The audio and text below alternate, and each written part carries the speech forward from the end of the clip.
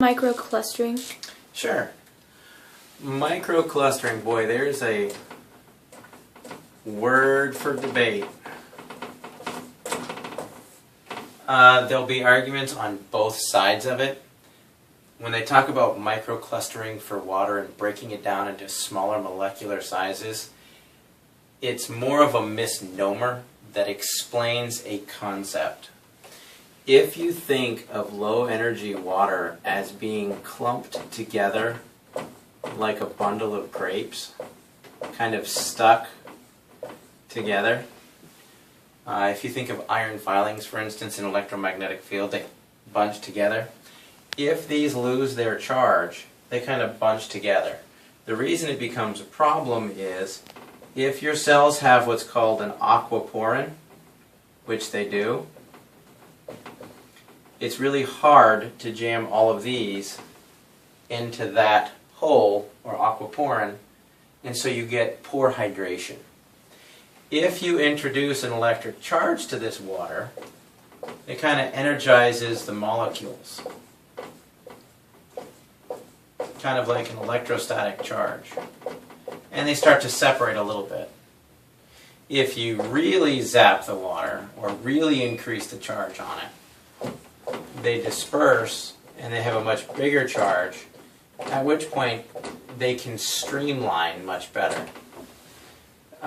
People talk about microclustering like it's molecular bonds holding water molecules together. A water molecule is that only. If you bond or create any other bonds of water molecules together, you get something altogether different. I mean, they show pictures like, 6 rings of molecules here, and they're all bound, and they've got hydrogens popping on it. That's a whole different chemical compound. That's not water. Microclustering actually pertains more to what we would call the electrostatic charge on the water.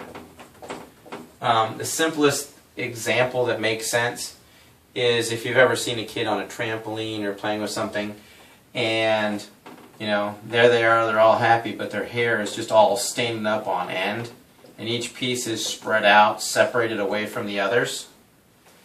It's still chemically hair. We haven't changed the molecular structure of the hair.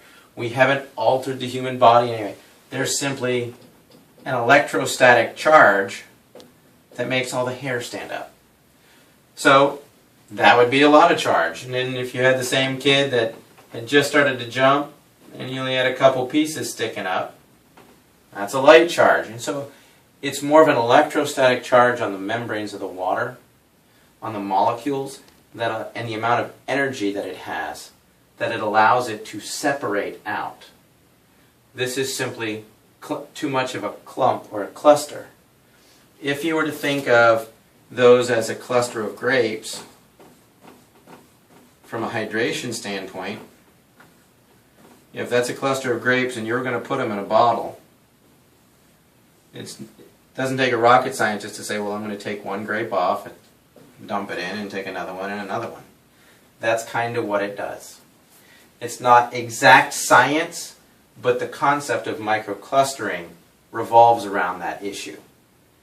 Each time the electron gets charged, there again, that's where your amperage becomes important, because 1 amp equals 6.24 times 10 to the 18 electrons.